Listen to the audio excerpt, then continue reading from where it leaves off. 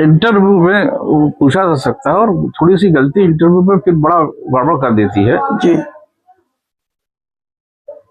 सरदार पटेल हमारे बहुत बड़े नेता थे, पूज्य हैं, और आज जो भारत जिस पोजीशन पे है, कुछ जो बचा है भारत का, वो सरदार पटेल के कारण है।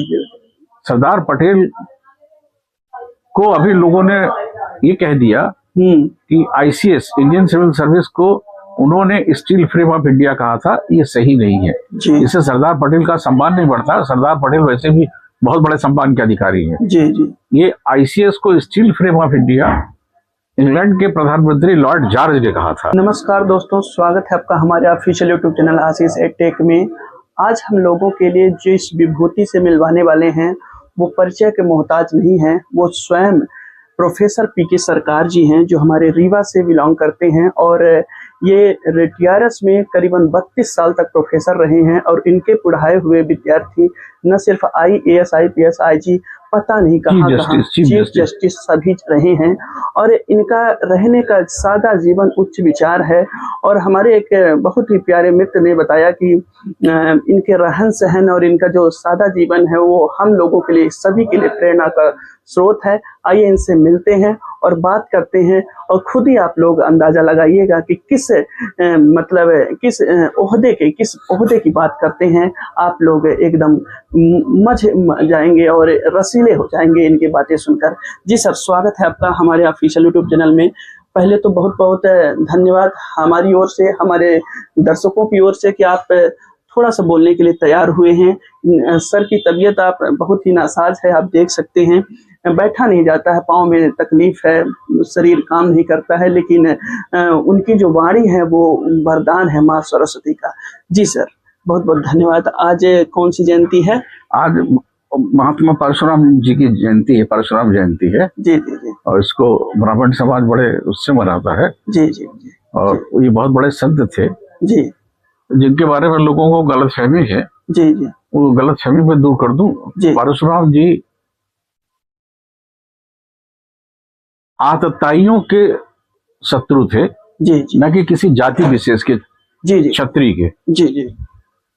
उन्होंने उन सभी को दंड दिया जो आतताई थे, जो दूसरों पे कष्ट, दूसरों के ऊपर कष्ट वो करते थे, दूसरों की स्त्रियों का सम्मान नहीं करते थे।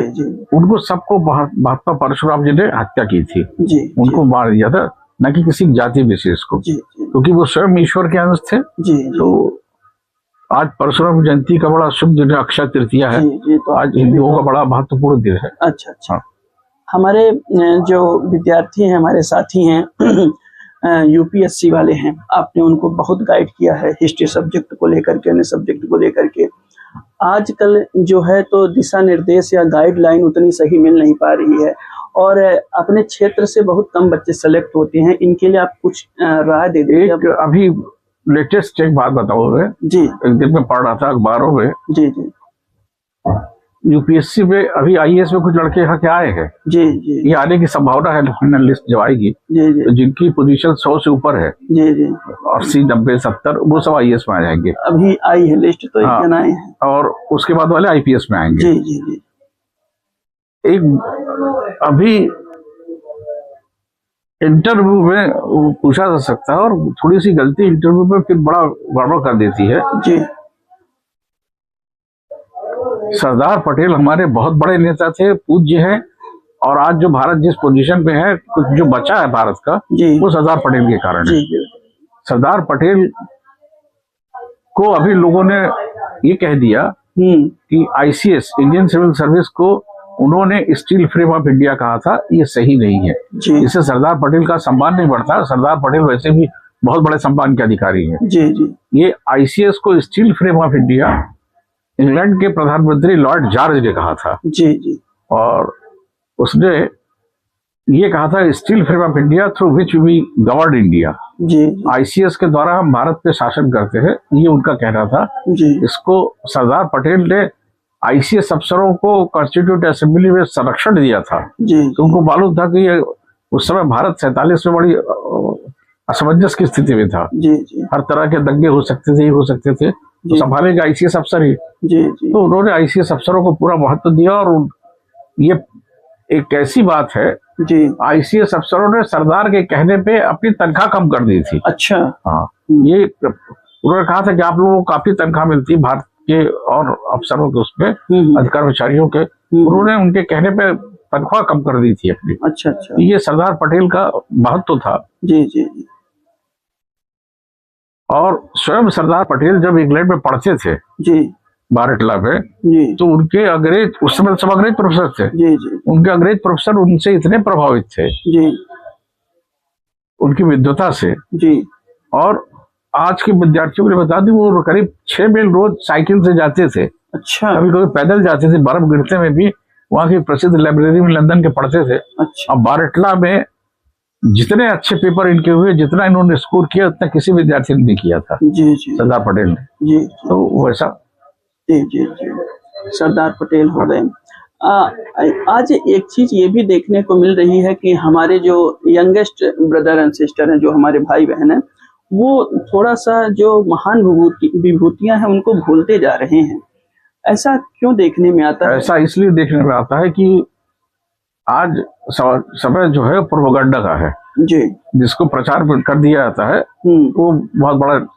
पहले राजनीतिक या देश का नेता है, त्यागी है, तपस्वी है, ये बनने में 20 साल लगते थे। जी जी। 20 साल जब वो आदमी संघर्ष करता था, चप्पल घिसटता था उसका, जनता के बीच में लड़ता था जाके, जी जी, जनता के लिए, तब जाके वो नेता बनता था। जी जी। आज ये चैनल के कारण, टीवी के कारण, इसके कारण एक रात पे आदमी पूरे भारत में प्रसिद्ध हो जाता है। बिल्कुल। और छा जाता है, और कुछ दिनों बाद पता लगता है कि वो फ्लॉप हो गया था।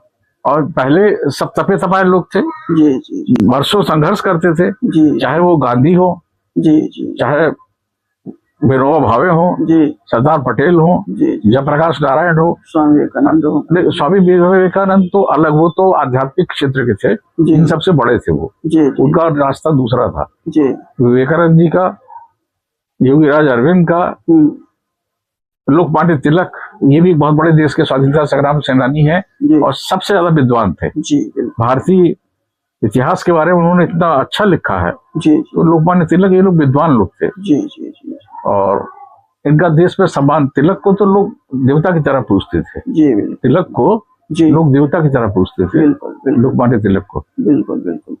आज के युवा पीढ़ी कहते हैं कि जो आने वाला समय है हमारी युवा पीढ़ी के कंधे पे है, तो ये कैसे, मतलब आप युवाओं को कहते हैं कि किस तरीके की अपनी जो है तो आगे के रास्ता तय करें? सबसे पहली चीज तो आज ये जो गलत सब चीजें प्रचार की जाती हैं, जी, ये बड़ों का दायित्व है कि उनको अच्छी चीजें समझाएं। जी, आज ये सब चैनल फैनल में इतनी फटाक बातें बताई जाती है। जी बिल्कुल, जी, कि आदमी कंफ्यूज होता है। जी जी। ये बड़े बड़े देशभक्तों को भी गद्दार बता देते हैं। जी बिल्कुल। और कुछ गद्दारों को ये देशभक्त बता देते हैं। जी जी। तो यहाँ पर डिफरेंशिएट करना, वर्गीकरण करना जरूरी है कि कौन सही देशभक्त था, कौन बदमाश था। जी बिल्कुल। तो जो सही देशभक्त थे उनके बारे में पढ़े, जाने, सीखे, जी, उनसे प्रेरणा लें। जी जी। तभी युवा पीढ़ी को बचाया जा सकता है, अन्यथा आज की युवा पीढ़ी को भ्रमित होने और गिरने में कोई ज्यादा टाइम नहीं लगेगा। जी जी जी। आते हैं हम अपने यूपीएससी एस्पिरेंट पे। यूपीएससी एस्पिरेंट में बहुत सारे आप से विद्यार्थी मिले होंगे, चाहे मेंस क्लियर किए हो तो इंटरव्यू के लिए, तो क्या ऐसी बातें होती हैं जो मेंस क्लियर करने के बाद इंटरव्यू में ऐसी गलतियां कर देते हैं बच्चे, तो पीछे रह जाते हैं? इसके लिए जरूरी है कि बच्चे स्तर की किताबें पढ़े।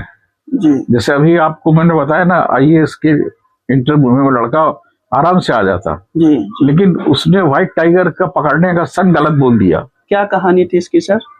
कहानी ये थी, 2 लड़के आए मेरे पास। जी, एक द्विवेदी और एक मिश्रा। जी, द्विवेदी का इंटरव्यू बहुत बढ़िया गया था। जी जी। अब मैंने उसको कहा कि तू तो फर्स्ट अटेम्प्ट में IAS में आ जाएगा। जी, लेकिन जब उसका इंटरव्यू खत्म हुआ तो उसने कहा सर ऐसा गलती हो गई हमसे।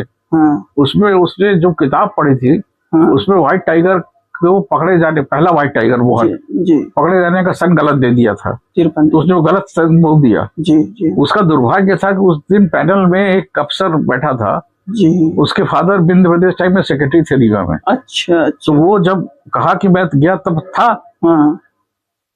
और फिर वो पकड़ा गया था उस सन में नहीं आगे पकड़ा गया था। हाँ। तो वो गलती हो गई, उसके कारण उसका इंटरव्यू बिगड़ गया और वो IAS लाइट्स मैन की जगह डिप्टी कलेक्टर में आया फिर। अच्छा। तो इस तरह से गलती हो जाती है, इसलिए जरूरी है कि अच्छी किताबें पढ़ी जाए। अच्छा, स्टैंडर्ड किताबें पढ़ी जाए, इस तरह की किताबें पढ़ी जाए। और हमारे दोस्त जो हैं तो आजकल ऐसी चीजों में अध्यात्म की दुनिया से थोड़ा सा पीछे जा रहे हैं। वो बहुत जरूरी है आध्यात्मिक दुनिया से जुड़ना जी, क्योंकि सबसे बड़ी चीज होती है इच्छा शक्ति, विल पावर। जी जी। और इन सब परीक्षाओं के लिए मजबूत विल पावर का होना बहुत जरूरी है। जी जी। अब मजबूत विल पावर पूजा पाठ से ही आता है। जी जी। ढोक ढचरे से नहीं। जी जी। आप जिसको भी मानते हो माने जी, और ढंग से माने जी, और श्रद्धा के साथ उसका स्मरण करें। जी जी। तो आपकी आंतरिक शक्ति कंसंट्रेट होगी। जी, कॉम्पिटिटिव एग्जामिनेशन पे सफल होने के लिए सबसे जरूरी है अपनी आंतरिक शक्तियों को कंसंट्रेट करना। जी बिल्कुल। और कंसंट्रेट करके अगर आप बैठेंगे तो आपको सफलता मिलेगी। जी। और 10 जगह भटकते रहेंगे तो ना होगा। अच्छा, ये हमारे दोस्त जो है तैयारी करने वाले कई बार भटक जाते हैं, ऐसा कि पॉलिटिकल चीज़ों में फंस जाते हैं और नेताओं के बीच ही अपनी तुलना करवाने लगते हैं कि गांधी सही थे कि जवाहरलाल नेहरू सही थे, सरदार पटेल सही थे या जिन्ना जी सही थे, ऐसा सुनने में आता है। और वो किताबों में न जा करके सुनी सुनाई बातों पर भी विश्वास कर लेते हैं। नहीं, किताबों स्टैंडर्ड की किताबें पढ़ना जरूरी है जी, क्योंकि लोग आजकल अफवाहें तरह तरह की उड़ाते हैं। जी, बड़े बड़े देशभक्तों को गद्दार बता देते हैं, जी, है ना। और जिन्होंने गद्दारी की उनको बड़ा, क्योंकि इस तरह की किताबें लिखी भी जाती हैं आजकल, लिखवाई जाती हैं, तो वो ना पढ़ के सही चीजें जाने और सही, और ना जानते हो तो किसी जानकार आदमी से पूछें कि सही बात क्या है। जी जी। क्योंकि आजकल दिग्भ्रमित करने की बहुत सी चीजें आ जाती हैं। जी, उससे नौजवान दिग्भ्रमित हो जाता है। जी। तो ये देखिए प्रोफेसर PK सरकार जी जो बहुत ही सादगी भरा जीवन जीते हैं और इन्होंने हजारों युवाओं को प्रेरित किया है। और इनके ये देख लीजिए एकदम बहुत ही सिंपल सा कमरा है जो इसमें आप देख सकते हैं। ये हम युवाओं को प्रेरणा के स्रोत है एकदम, हमेशा जिन्होंने प्रेरित किया है और प्रेरित करते रहेंगे। हमारे रीवा से ही हैं और हम खुश हैं कि ऐसी विभूति हमें दर्शन करने को मिली। बहुत बहुत धन्यवाद सर।